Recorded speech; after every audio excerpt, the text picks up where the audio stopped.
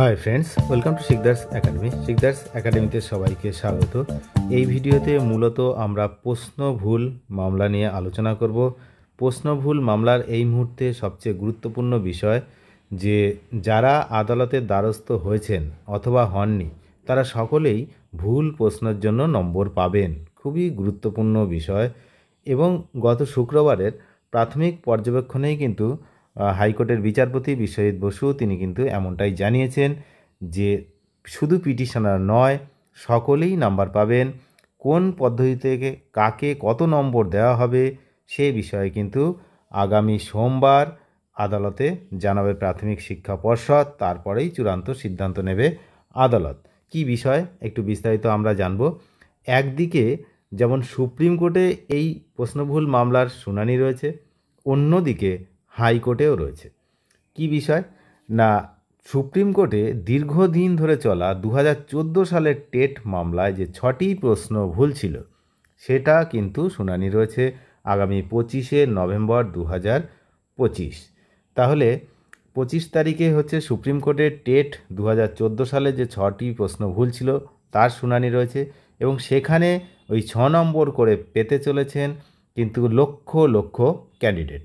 একইভাবে 2017 এবং 2022 সালের প্রশ্নভুল সংক্রান্ত যে মামলা সেটা কিন্তু এই মুহূর্তে হাইকোর্টে বিচারাধীন এবং আগামী 24শে নভেম্বর মানে ঠিক সুপ্রিম কোর্টের শুনানির আগের দিন হাইকোর্টেও কিন্তু শুনানি রয়েছে। এদিকে প্রাথমিক শিক্ষক নিয়োগের কিন্তু বিজ্ঞপ্তি জারি হয়েছে, সেখানে কিন্তু আবেদন প্রক্রিয়া চলছে ইন্টারভিউয়ের জন্য। তো এই মুহূর্তে এই প্রশ্নভুল বিষয়টি একটি খুবই গুরুত্বপূর্ণ বিষয়।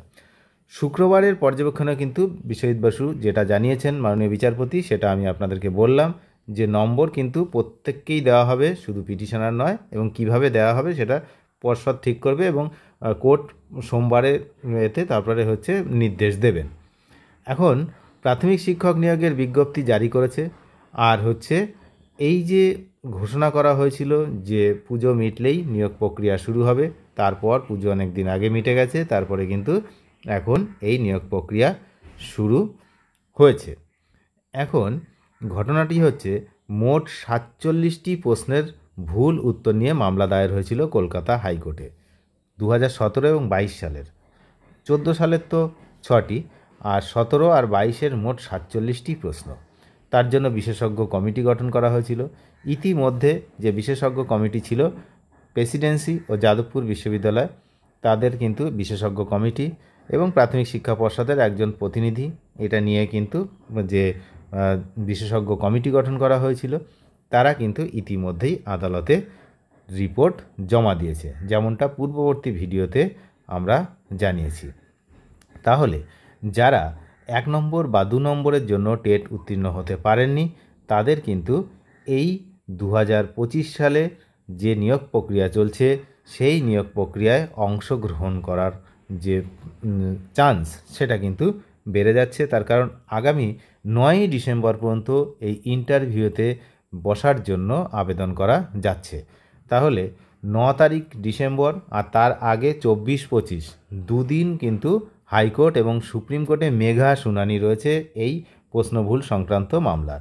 সেক্ষেত্রে যদি নাম্বার বাড়ানোর নির্দেশ দেওয়া হয়, অর্থাৎ প্রত্যেককে যদি নম্বর দিয়ে দেওয়ার কথা হয়, সেক্ষেত্রে 2014 সালের এবং 2022 এবং 17 সালের অনেক ক্যান্ডিডেট, প্রায় 20 লক্ষ, সংখ্যাটা আমি আবারও বলছি, প্রায় 20 লক্ষ যে টেট পরীক্ষার্থী ছিলেন প্রত্যেকেরই নম্বর বাড়বে।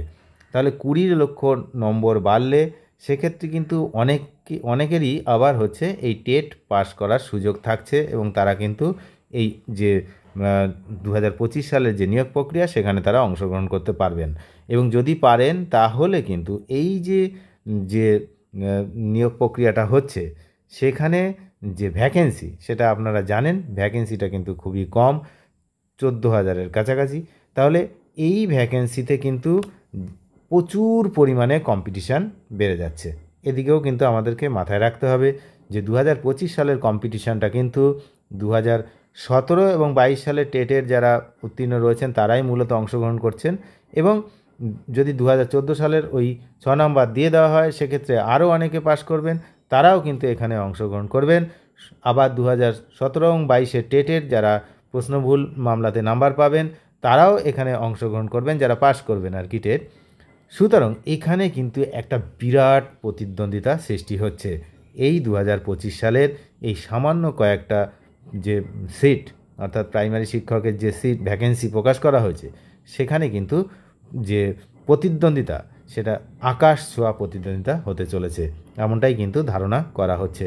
এখন সব কিছুই নির্ভর করবে এই দুটো দিনের উপরে, 24 তারিখ এবং 25 তারিখ। সেই দুটো দিনের দিকে কিন্তু আমরা নজর রাখছি, আপনারাও নজর রাখবেন, এবং যারা চ্যানেলে নতুন তারা নিয়মিত আপডেটের জন্য অবশ্যই চ্যানেলটিকে সাবস্ক্রাইব করে সঙ্গে থাকবেন। ধন্যবাদ।